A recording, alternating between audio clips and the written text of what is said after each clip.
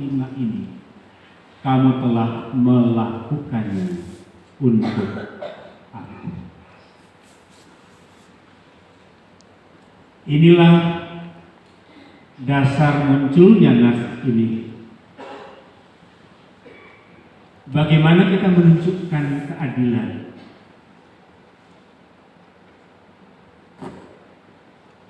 Fragmen tadi begitu indah, dan saya memberi nilai 100 kepada sutradaranya. Kita tepuk tangan. Pertama, saudara, kalau kita perhatikan bersama, ada kegembiraan yang luar biasa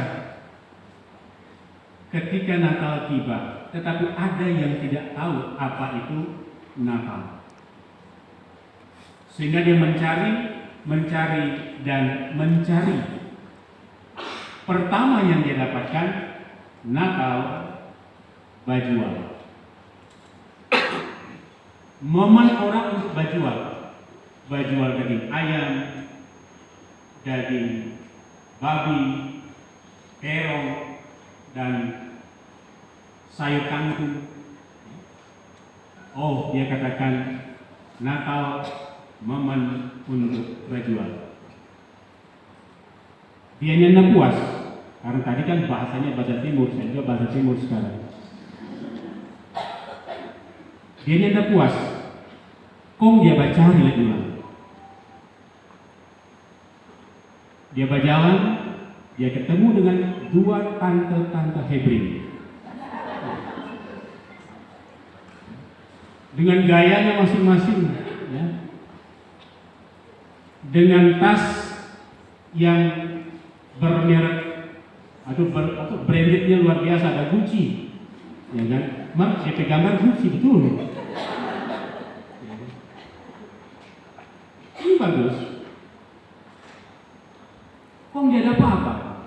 Yang dia dapat adalah, oh, Natal itu untuk babi, baborong, borong baju baru, borong apa namanya, borong kue, borong makanan untuk bikin makan yang enak di rumah.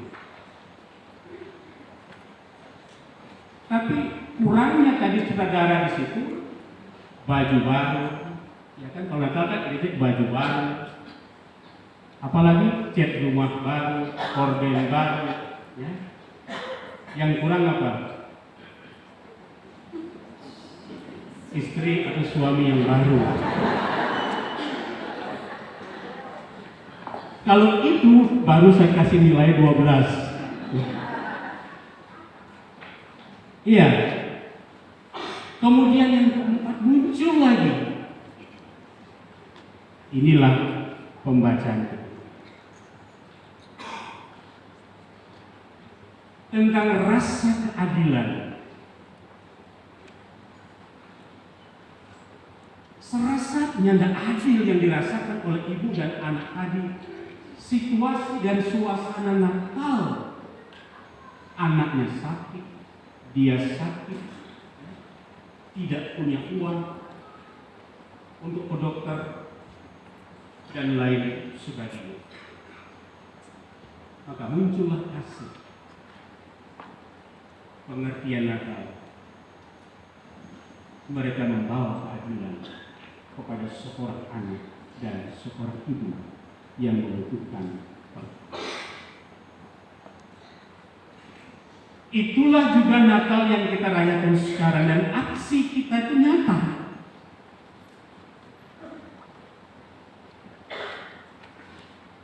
Kita membawa sesuatu untuk orang-orang yang membutuhkan, bukan orang-orang yang tidak membutuhkan. Karena itu Natal ini saya mengambil satu judul, menghakimi dan berasumsi.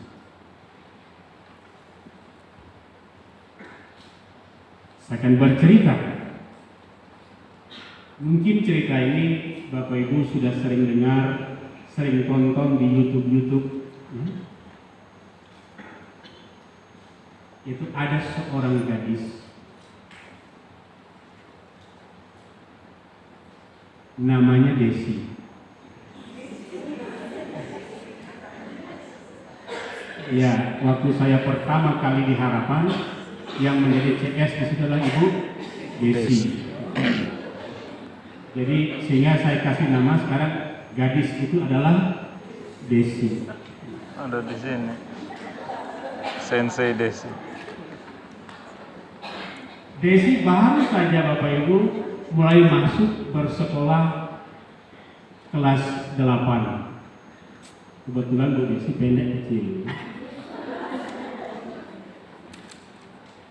Jadi selama 3 minggu pertama itu dia datang ke sekolah selalu terlambat dan setiap kali sang guru selalu menghukumnya. Guru berkata, tidak ada alasan apapun. Kalau terlambat, konsekuensinya dihukum. Benar itu? Bapak Ibu guru? Kalau terlambat, konsekuensinya dihukum? Benar. Suruh masuk kelas. Pada minggu yang keempat, Desi tidak bersekolah. Kemudian banyak temannya yang mengira dia menyerah ke sekolah karena hukuman setiap hari dia terima. Pada minggu yang kelima, Desi datang lebih awal dari semua orang. Desi dihukum lagi karena tidak bersekolah di minggu sebelumnya. Tetap Desi salah. Semua teman-temannya tertawa dan menertawakan dia dengan riuh. Dan sang guru pun dengan bangga mengatakan bahwa hukumannya akhirnya berhasil. Hukumannya akhirnya menghasilkan hasil. Saat itu Desi bertanya lagi, apakah dia bisa mengatakan dan menjelaskan sesuatu? Dia mulai, saudara. Jangan tegang dulu ya.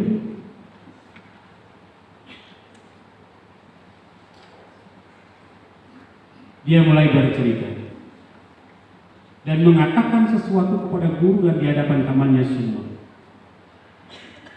5 minggu yang lalu, ibu saya jatuh sakit dan dirawat di rumah sakit. 3 minggu saya datang terlambat. Saya harus menyiapkan makanan untuknya, mengirimkannya ke rumah sakit. Minggu lalu, ibu saya meninggal dunia, dan karena itulah saya tidak datang ke sekolah. Dan kami menguburkannya pada hari Jumat yang lalu. Hari ini saya datang lebih awal karena saya tidak perlu mempersiapkan apapun lagi untuk ibu saya. Kini setelah dia pergi dan meskipun hati saya sangat hancur, saya selalu datang ke sekolah lebih awal. Itu penjelasan Yesus. Saat ia duduk, tak seorang pun di seluruh kelas itu mampu menahan air mata.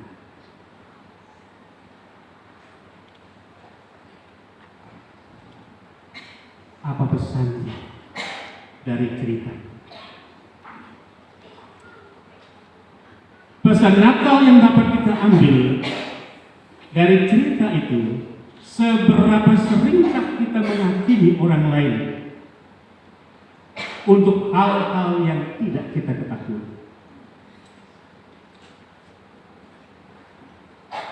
Seberapa seringkah kita menghakimi orang lain untuk hal-hal yang tidak kita ketahui. Beberapa situasi tidak mudah dijelaskan. Apa yang kita pikirkan bisa jadi sangat jauh dari kebenaran.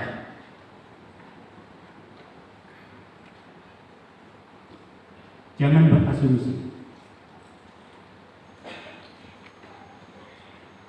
Kita sering selalu berasumsi dalam kehidupan kita. Dan pesan Natal kali ini dalam cerita ini, jangan berasumsi.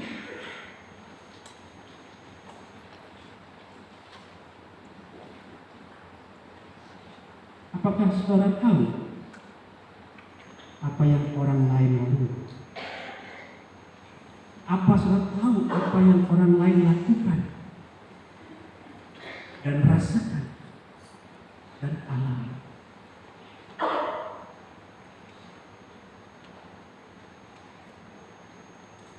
Apakah kita atau saudara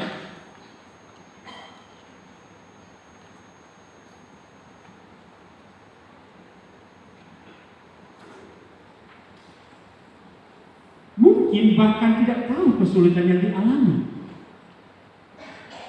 oleh orang yang ada di samping Anda, oleh orang yang selalu bersama-sama dengan Anda, tetangga Anda, teman kerja Anda, bahkan mungkin pasangan Anda sendiri. Anda tidak tahu kesulitan apa yang dialami. Kami jangan berasumsi. Manusia jatuh karena terlalu banyak berasumsi. Jatuh ke dalam dosa. Manusia sering bermasalah dan kita sering menemukan masalah karena terlalu banyak asumsi dalam pikiran kita, dalam otak kita.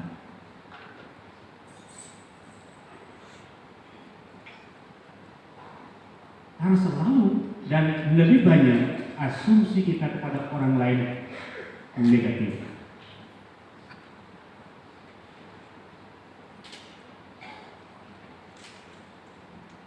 Pesan kita harus bisa. Kita harus selalu care agar kita cukup berbaik hati untuk satu sama yang lain dan meluangkan waktu untuk mencari tahu mengapa sahabat saya, saudara saya, teman saya sekerja tidak menelpon atau tidak menjawab WA saya.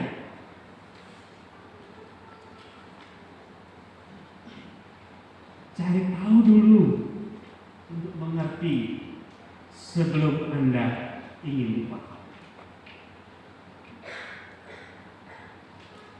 Kita harus selalu introspeksi dan lihat ke dalam diri sendiri.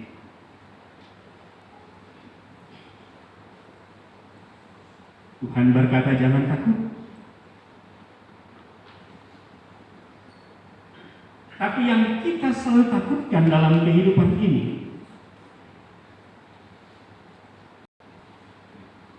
yang pertama, hati kita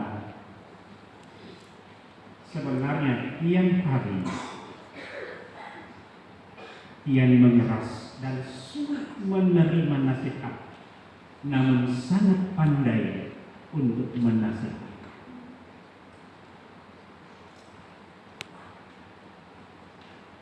Saya yakin Bapak Ibu sulit menerima nasihat, tapi sangat pandai memberi nasihat.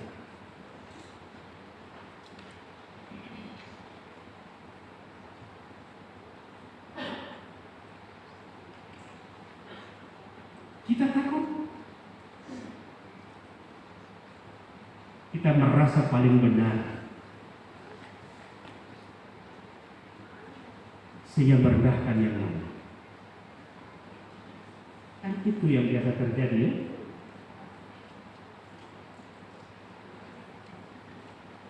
Apa kok dia tidak sebanding dengan saya, tidak selevel, karena selalu merasa diri benar.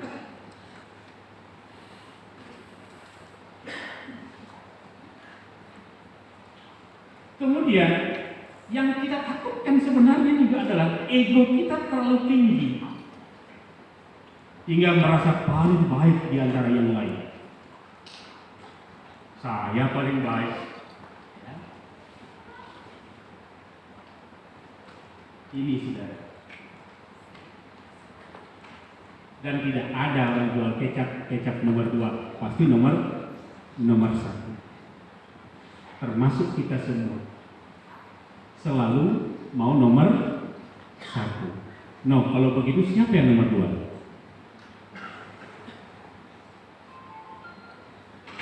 Ini penting.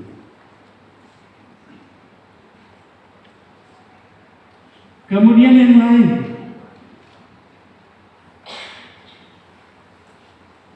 yang kita takutkan dan yang saya takutkan, kita lupa bercermin, namun sibuk berprasangka buruk kepada yang lain. Lupa dia melihat dirinya. Dia selalu menilai orang lain. Ketika ada ibu-ibu Hebring datang berdua, dia saling menilai diri. Nih, tas saya Gucci. Tasmu apa?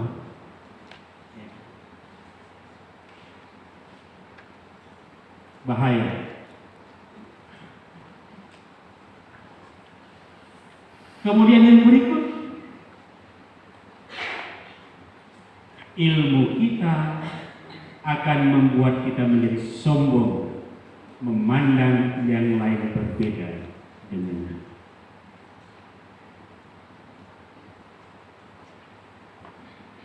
Ini kita guru semua.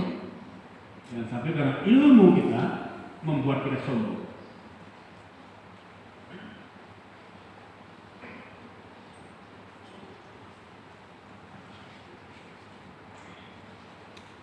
Kemudian yang kedua dari itu, lidah kita makin lincah membicarakan aib orang lain, namun lupa dengan aib yang menggunung dan tak sanggup dibenahi.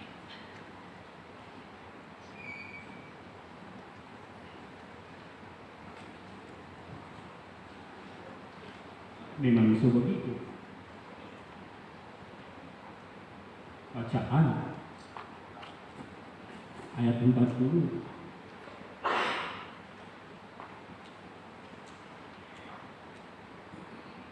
Yang berikut, aku hanya hebat dalam berkata, namun buruk dalam berbuat.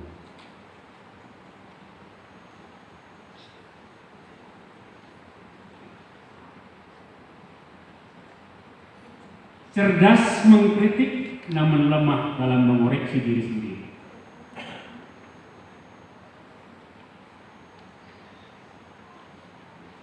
Cerdas mengkritik, tapi lemah untuk mengoreksi diri sendiri. Karena itu kembali,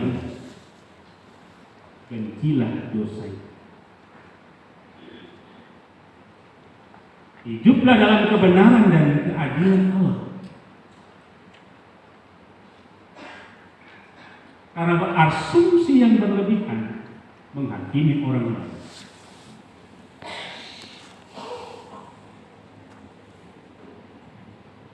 kembali kepada kebenaran.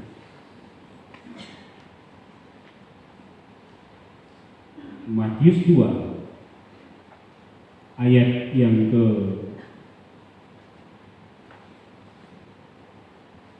20.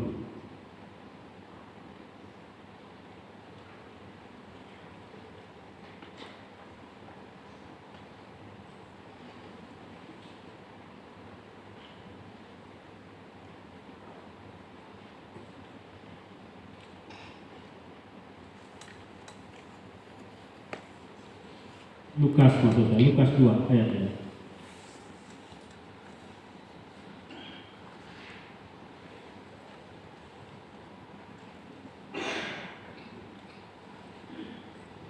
Di situ berkata begini.